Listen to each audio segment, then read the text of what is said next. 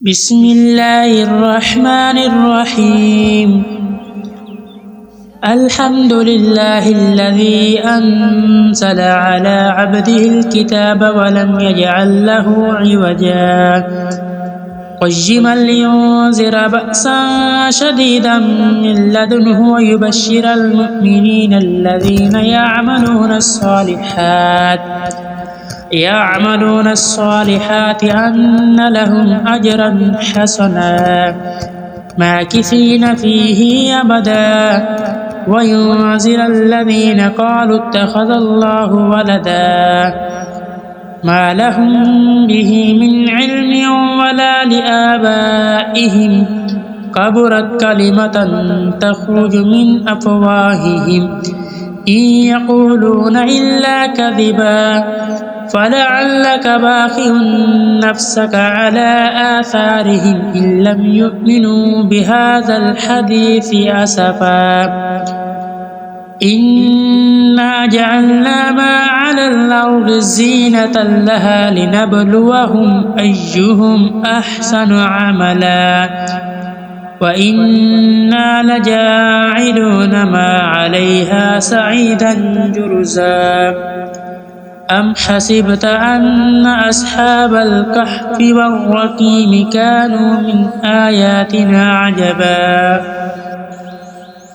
إذ أوى الفتية إلى الكهف فقالوا ربنا آتنا من لدنك رحمة وهيئ لنا من أمرنا رشدا فضربنا على آذانهم في الكهف سنين عددا ثم بعثناهم لنعلم أي الحزبين أحصى لما لبثوا أمدا نحن نقص عليك نبأهم بالحق إنهم فتية آمنوا بربهم وزدناهم هدى وربطنا على قلوبهم إذ قاموا فقالوا ربنا رب السماوات والأرض لن ندعو من دونه إلها لقد قلنا إذا شططا هؤلاء قوم اتخذوا من دونه آلهة لولا يأتون عليهم بسلطان بين فمن أظلم ممن افترى على الله كذبا وإذ اعتزلتموهم وما يعبدون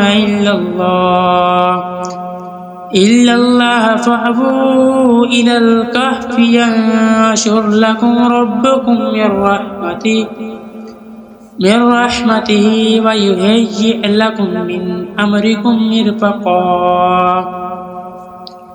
وترى الشمس إذا تلات تزاور عن كهفهم ذات اليمين وإذا غربت تقرضهم ذات الشمال وهم في فجوة من ذلك من آيات الله يهدي الله فهو المهتد ومن يضلل فلن تجد له وليا مرشدا وتحسبهم أيقاظا وهم رقود ونقلبهم ذات اليمين وذات الشمال وقلبهم باسط ذراعيه بالوسيط لو اطلعت عليهم لوليت منهم فرارا ولملئت منهم رعبا وكذلك بعثناهم ليتساءلوا بينهم قال قائل منهم كم لبثتم قالوا لبثنا يوما أو بعض يوم قالوا ربكم أعلم بما لبثتم فبعثوا أحدكم بورقكم هذه إلى المدينة فلينظر أيها أزكى طعاما فليأتكم برزقكم منهم وليتلطف ولا يشعرن بكم أحدا إنهم إن يظهروا عليكم يرجموكم أو يعيدكم في ملتهم ولن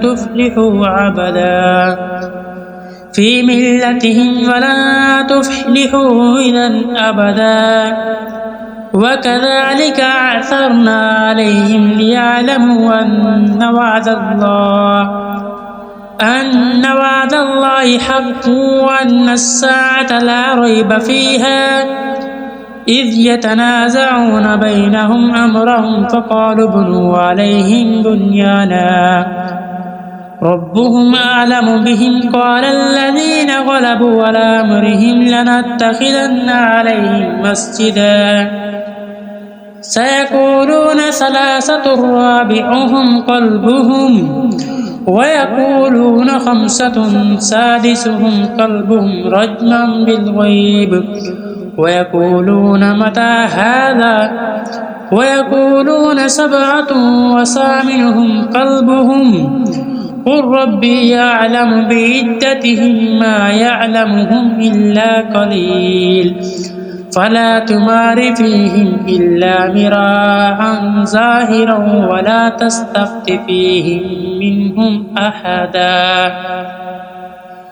ولا تقولن لشيء إني فاعل ذلك غدا إلا أن يشاء الله واذكر ربك إذا نسيت وقل عسى أن يهديني ربي لأقرب من هذا رشدا ولبثوا في كهفهم 300 سنين وازدادوا 9 قل الله أعلم بما لبثوا له غيب السماوات والأرض أبصر به واسمع ما لهم من دونه من ولي ولا يشرك في حكمه أحدا واتل ما أوحي إليك من كتاب ربك لا مبدل لكلماته ولن تجد من دونه ملتحدا واصبر نفسك مع الذين يدعون ربهم بالغداة والعشي يريدون وجهه ولا تعد عيناك عنهم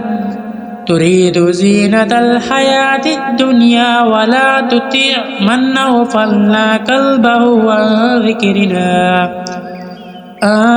ذكرنا واتبع هواه وكان أمره فرطا وقل الحق من ربكم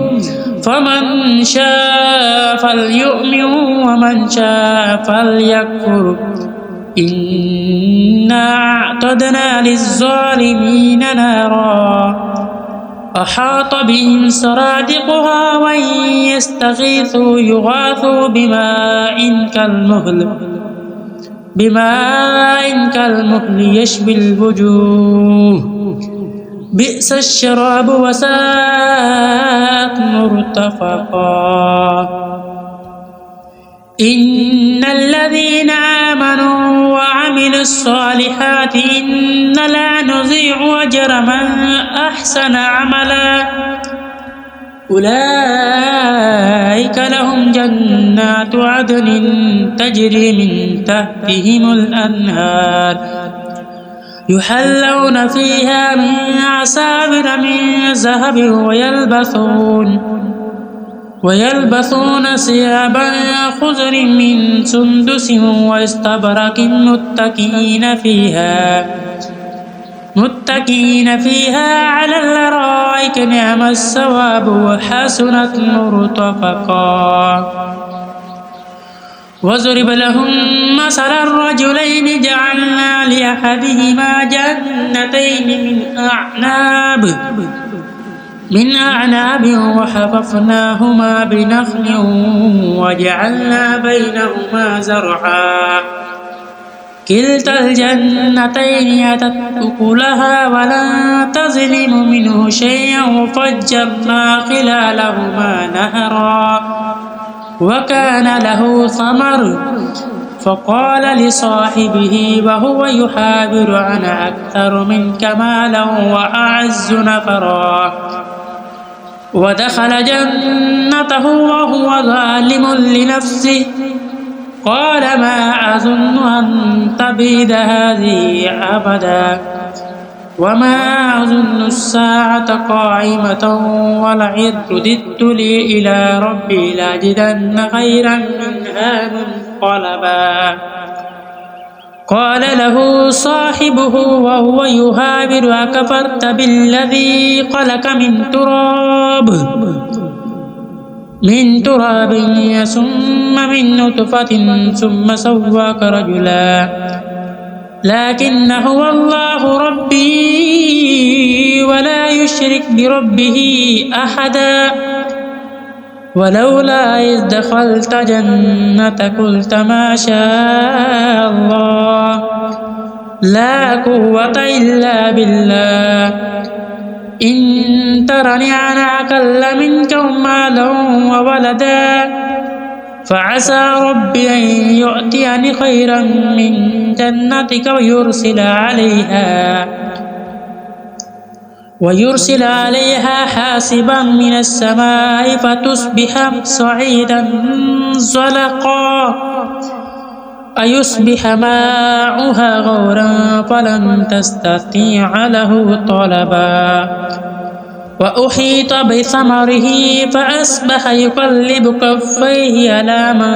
أنفق فيها وهي خاوية على عروشها ويقول يا ليتني لم أشرك بربي أحدا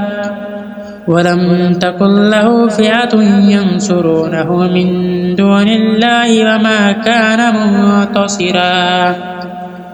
هنالك الولاية لله الحق هو خير ثوابا وخير عقبا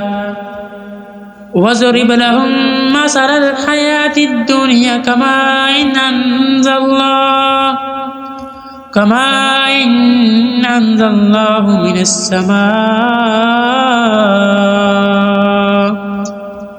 من السماء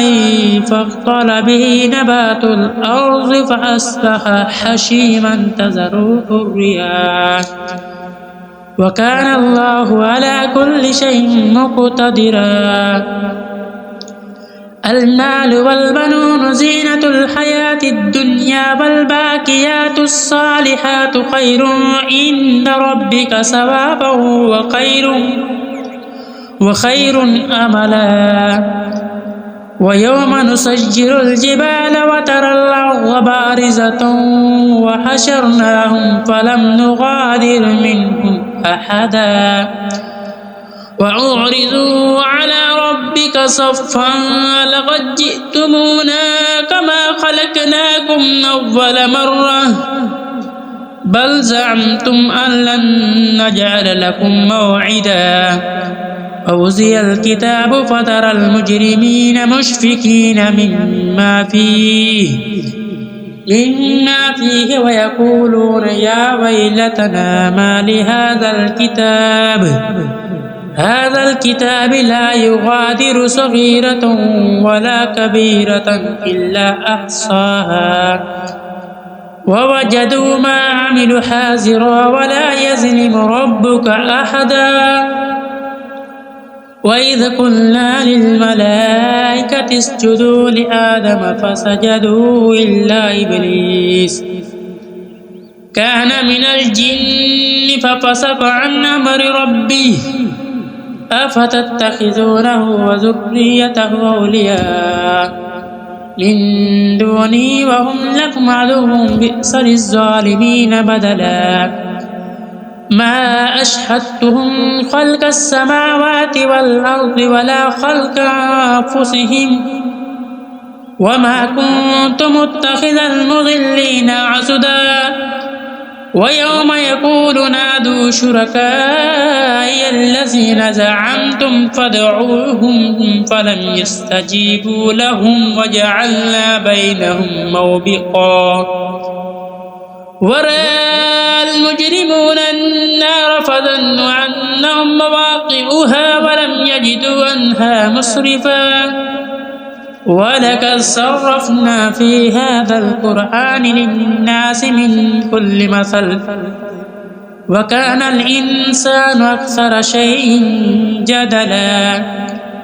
وما منع الناس أن يؤمنوا إذ جاءهم الهدى ويستغفروا ربهم إلا أن تأتيهم سنة الأولين أو يأتيهم العذاب قبلا وما نرسل المرسلين إلا مبشرين ومنذرين ويجادل الذين كفروا بالباطل ليدحضوا به الحق فاتخذوا آياتي وما أنذروا هزوا ومن أظلم ممن ذكر بآيات ربه فأعرض عنها ونسي ما قدمت يداه إنا جعلنا على قلوبهم أكنة أن يفقهوا وفي آذانهم وقرا وإن تدعوهم إلى الهدى فلن يهتدوا إذا أبدا وربك الغفور ذو الرحمة لو يؤاخذهم بما كسبوا لعجل لهم العذاب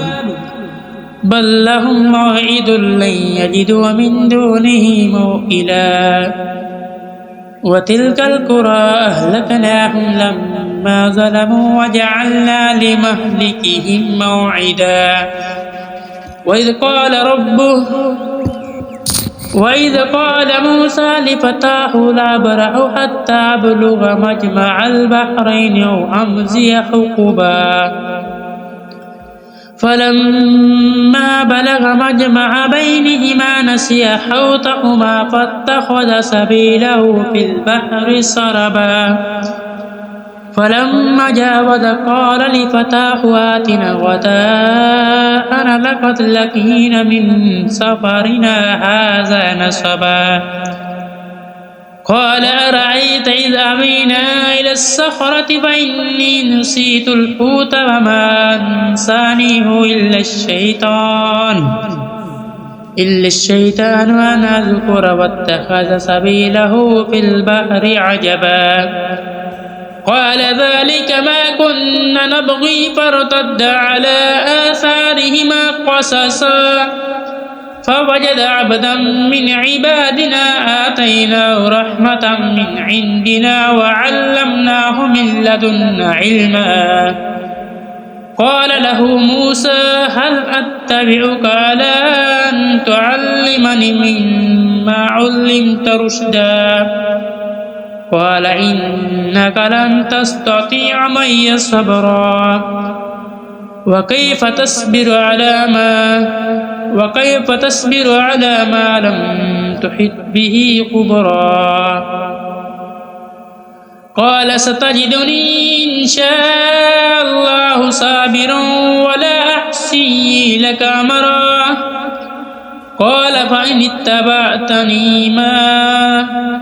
قال فإن اتبعتني فلا تسألني عن شيء حتى أحدث لك منه ذكرا فانطلقا حتى إذا ركب في السفينة خرقها قال خرقتها لتغرق أهلها لقد جئت شيئا إمرا قال ألم أقل لك إنك لن تستطيع معي صبرا قال لا تؤاخذني بما نسيت ولا ترهقني من أمري أسرا فانطلقا حتى إذا لقي غلاما فقتله قال قتلت نفسا زكية بغير نفس لقد جئت شيئا نكرا بسم الله الرحمن الرحيم قال ألم أقل لك إنك لن تستطيع معي صبرا قال إن سألتك عن شيء بعدها فلا تصاحبني قد بلغت من لدني عذرا فانطلقا حتى إذا أتيا أهل قرية استطعما أهلها فأبوا أن يضيفوهما فوجد فيها جدارا يريد أن ينقض فأقامه قال لو شئت لاتخذت عليه أجرا قال هذا فراق بيني وبينك سأنبئك بتأويل ما لم تستطع عليه صبرا أما السفينة فكانت لمساكين يعملون في البحر فأردت أن أعيبها وكان وراءهم ملك يأخذ كل سفينة غصبا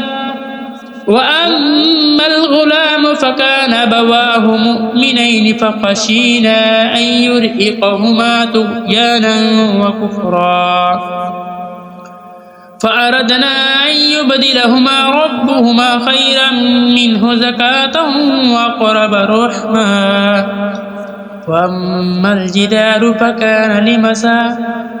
وأما الجدار فكان لغلامين يتيمين في المدينة وكان تحته كنز لهما وكان أبوهما صالحا فأراد ربك أن يبلغ أشدهما ويستخرج كنزهما رحمة من ربك وما فعلته عن أمر ذلك تأويل ما لم تستطع عليه صبرا ويسألونك عن ذي القرنين قل سأتلو عليكم منه ذكرا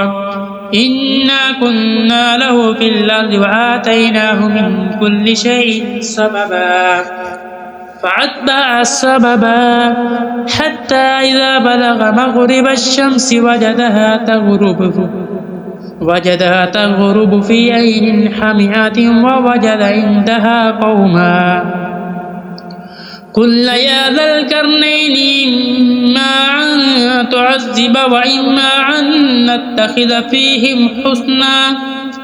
قال أما من ظلم فسوف نعذبه ثم يرد إلى ربه فيعذبه عذابا نكرا وأما من آمن وعمل صالحا فله جزاء الحسنى وسنقول له من أمرنا يسرا ثم أتبع السببا حتى إذا بلغ بين السدين وجد من دونهما قوما لا يكادون يفقهون قولا قالوا هذا القرآن إن يأجوج ومأجوج مفسدون في الأرض فهل نجعل لك خرجا على أن تجعل بيننا وبينهم سدا قال ما مكني فيه ربي خير فأعينوني بقوة أجعل بينكم وبينهم ردما آتوني زبر الحديد حتى إذا ساوى بين السدفين قال انفخوا حتى إذا جعله نارا قال هذا فراق قال آتوني يفرغ عليه كترا فما استطاعوا أن يظهروا وما استطاعوا له نقبا قال هذا رحمة من ربي فإذا جاء وعد ربي جعله دكا وكان وعد ربي حقا وتركنا بعضهم يومئذ يموج في بعض ونفخ في السور فجمعناهم جمعا وعرضنا جهنم يومئذ للكافرين عرضا الذين كانت أعينهم في غطاء عن ذكري وكانوا لا يستطيعون السمعا أفحسب الذين كفروا أن يتخذوا عبادي من دوني أولياء